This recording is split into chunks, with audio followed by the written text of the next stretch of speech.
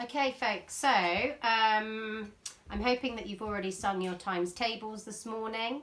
We're now going to have a look at our focus today over the next couple of days is going to be column subtraction.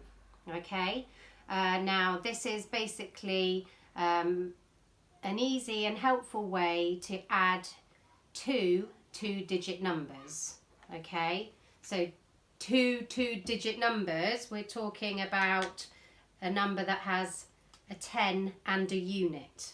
Okay, so for example 38, okay, and 24. Okay, those are two-digit numbers. So remember, when we're doing any adding or taking away, we've got to know what our numbers are worth. So this column is what? The tens column, and this column here is the units column. Okay, so we've got to make sure that our units are lined up under each other and our tens are lined up under each other. Here is our takeaway symbol to show that that's what we're doing with these numbers. All right, now there's two different ways that I'm going to show you over the next couple of days of how to do column subtraction, and what I need you to remember when we're doing this is that you always start with the units column.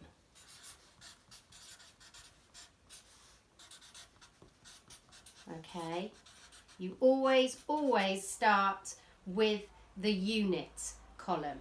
All right, whenever you're doing column subtraction or addition, you start with the units column. All right, and all we're going to do is we're going to have a look at the top number, and then we're going to take away the bottom number from that number at the top.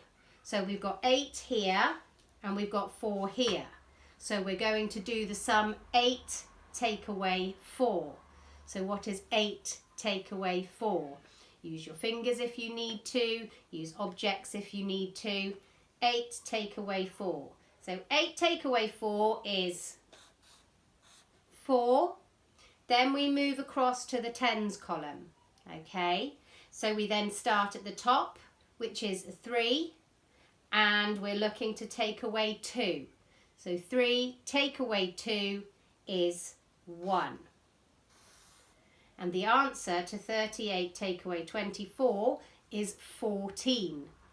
Okay, so it's really straightforward, it's really simple. So whenever you need to do any adding or taking away, and you've got more than one-digit numbers, because it obviously works for 3-digit numbers, okay,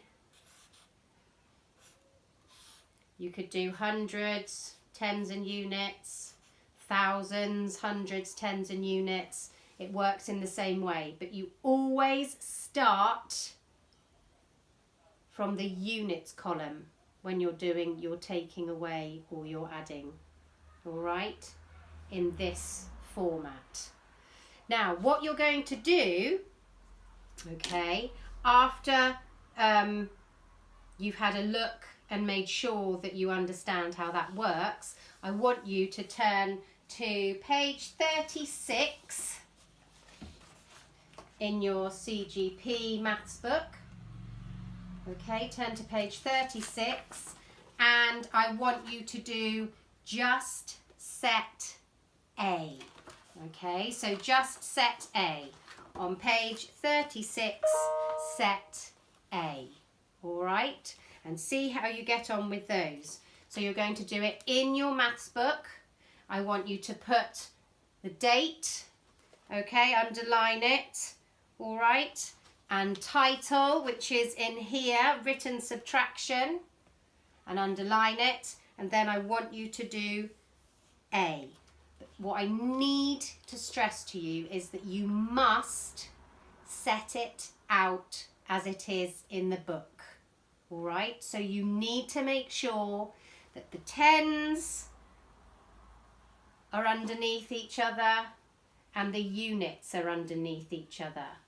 Okay, double check and make sure that you have got those numbers in the right place and that your takeaway sign is well out of the way and isn't interrupting any of the numbers here.